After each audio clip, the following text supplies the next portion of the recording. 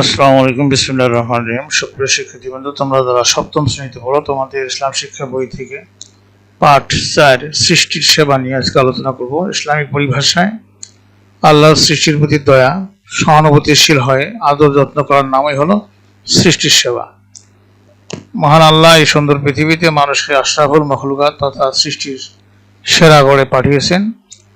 আর সৃষ্টিগুলির সবকিছু, যেমন জীবজন্তু, পশু পাখি, কীট পতঙ্গ, পাহাড় পর্বত, গাছপালা ইত্যাদি মানুষের উপকারের জন্য সৃষ্টি করেছেন। সুতরাং এসব সৃষ্টির প্রতি সহানুভূতি দেখানো এবং এগুলোর যত্ন ও রক্ষণাবেক্ষণ করা অবশ্যই কর্তব্য। গুরুত্ব হল যে সৃষ্টির প্রতি দয়া ও সহানুভূতি প্রদর্শন করে আল্লাহ তাআলা তার প্রতি খুশি হয়ে রহমত বর্ষণ করেন। এই সম্পর্কে মহানবী সাল্লাল্লাহু আলাইহি ওয়াসাল্লাম বলেন যে, বিসমিল্লাহির রহমানির রহিম, ইরহামু মান ফিল আরদি ইয়ারহামকুম মান ফিস সামাই। যার অর্থ ছিল, তোমরা জমিনের অধিবাসীদের প্রতি দয়া প্রদর্শন করবে, তাহলে আসমানের অধিপতি মহান আল্লাহ তাআলা তোমাদের প্রতি দয়া করবেন। তিরমিজি শরীফের হাদিস। পৃথিবী ও এই মহাবিশ্বে যা কিছু আছে সবই আল্লাহর সৃষ্টি। সৃষ্টি জগতের সবকিছু আল্লাহ তাআলার প্রিয়। আমাদের প্রিয় সৃষ্টির মধ্যে মানুষই সেরা সৃষ্টি।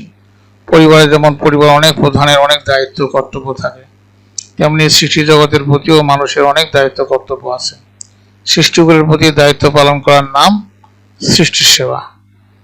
মানুষের উপর প্রধানত দুই ধরনের কর্তব্য রয়েছে। প্রথমত স্রষ্টার প্রতি কর্তব্য, তারপর সৃষ্টির প্রতি কর্তব্য। সৃষ্টির প্রতি মানুষের কর্তব্যগুলোর মধ্যে অসহায় দুস্থ মানুষকে সাহায্য ও সহযোগিতা করা যেমন কর্তব্য, তেমনি গাছপালা, পশু পাখি, বৃক্ষলতা, পরিবেশের প্রতিও মানুষের কর্তব্য রয়েছে।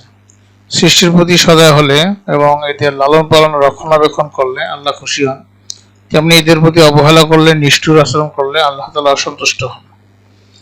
আমাদের চারপাশের কীটপতঙ্গ, গাছপালা, তরুলতা, পশু পাখি সবকিছুর প্রতি মানুষের দায়িত্ব কর্তব্য রয়েছে, কারণ এই সবকিছু নিয়ে আমাদের পরিবেশ। আমাদের স্বার্থে এই পরিবেশ রক্ষা করতে হয়। মহান আল্লাহ তাআলা এই সবকিছু আমাদের উপকারের জন্য সৃষ্টি করেছেন। আমাদের প্রিয় নবী সাল্লাল্লাহু আলাইহি ওয়াসাল্লাম সৃষ্টিজীবের প্রতি সর্বদা সদয় ছিলেন। সমাজে কোনো ব্যক্তি পীড়িত হলে তার সেবা করতে হবে, ঋণগ্রস্ত ব্যক্তির ঋণ পরিশোধের ব্যবস্থা করতে হবে। এভাবে সমাজে একে অপরের সেবা সাহায্য করলে আল্লাহর অনুগ্রহ পাওয়া যায়। প্রিয় নবী সাল্লাল্লাহু আলাইহি ওয়াসাল্লাম বলেন যে, মুসলমান অন্য মুসলমান ভাইয়ের অভাব মোচন করে আল্লাহ তাআলা তার অভাব দূর করবেন। মুসলিম শরীফের হাদিস। গরু, ছাগল, হাঁস, মুরগি, কুকুর, বিড়াল প্রভৃতি সকল প্রাণীরই আমাদের মতো ক্ষুধা ও পিপাসা আছে। এদের খেতে দেওয়া আমাদের দায়িত্ব।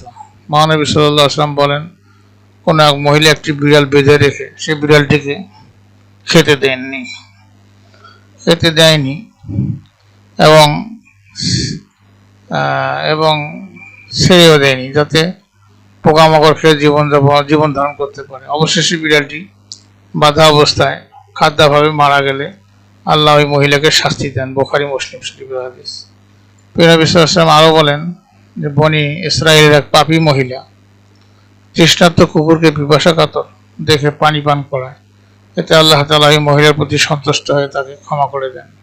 বুখারী ও মুসলিম। জীবজন্তুর মতো উদ্ভিদের প্রতি সদয় হতে হবে। অকারণে গাছ কাটা উচিত নয়, গাছের পাতা ছেঁড়া, চারা গাছ উপড়ে ফেলা উচিত নয়, গাছপালা যত্ন করা উচিত।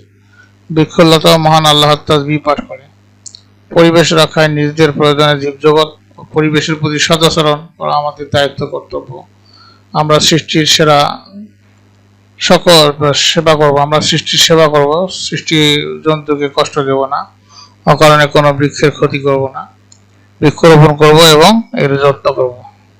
প্রিয় শিক্ষার্থীবৃন্দ, তোমাদের দলগত কাজ হলো তোমরা নিজেদের মধ্যে কয়েকটি দলে ভাগ হয়ে সৃষ্টির সেবামূলক কাজগুলোর একটি তালিকা তৈরি করবে। পরবর্তী ক্লাসে আমরা পার্ট 5 আমানত নিয়ে